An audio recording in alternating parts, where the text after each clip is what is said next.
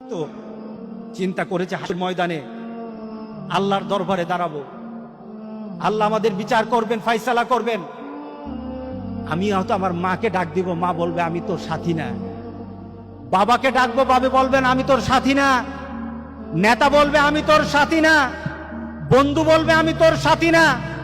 সবাই সেদিন ফিরিয়ে দিবে, ফিরিয়ে দিবে, ফিরিয়ে দিবে। আমি সেদিন কিভাবে বাঁচব? আমার একটা পথ আছে, আমার একটা পথ রাসূল সাল্লাল্লাহু আলাইহি ওয়াসাল্লাম জানিয়ে গেছেন। এই পথটা যদি কেউ অনুসরণ করে মওত পর্যন্ত চলে যায়, পাহাড় সমান গুনাহ থাকতে পারে, আল্লাহ বলেন সব গুনাহকে আমি মাফ করে দেব। তোর গুনাহ আকাশ সমান, আকাশ সমান, আমি গুনাহকে মাফ করে দেব।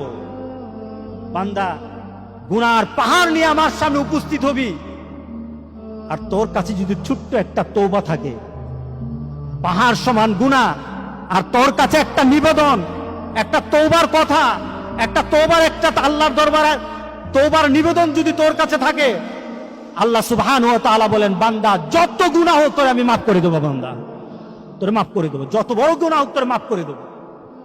তওবার দরজা খোলা আছে কিনা? আছে কিনা বলেন? গুনাহ যেমন আছে, গুনাহকে ইরিজ করা, ইরিজ লিখলাম, খাতা ভরা আমার রেকর্ড, রেকর্ডের মধ্যে খারাপই খারাপই, এই রেকর্ডটা উঠাতে হবে।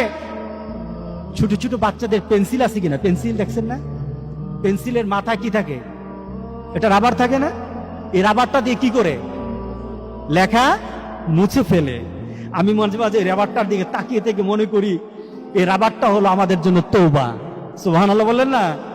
রাবারটা হলো আমার জন্য তওবা। রাবারটা যেমন বাচ্চা ব্যবহার করে তার লেখাকে মুছে ফেলে, আল্লাহ সুবহানাহু ওয়া তাআলা বলেন বান্দা তওবা করবি, তোর শিরিক গুনাহ পর্যন্ত আমি তোরে মাফ করে দেব। বান্দা, আল্লাহ এই কথা বলেন না? তোরে না এতবার মাফ করলাম। কি বলেন? আপনি কারোর সাথে খারাপ আচরণ করেছেন, সে আপনার প্রিয় ভাজন, একবার দুইবার, সে বলবে বারবার তুই পাইছসটা কি? ঠিক না? বারবার তুই পাইছসটা কি? তুই বারবার এই ভুলগুলি করতেছস, আবার আসতেছস, আরেকবার আসবো, তোর খবর আছে। আল্লাহ বলেন আমার দরবার এই কথা না, আমার দরবার এই কথা না। সুবহানাল্লাহ বললেন না? আমার দরবার গুনাহ করেছিস, চাইবি মাফ করতে থাকবো, চাইবি মাফ করতে থাকবো।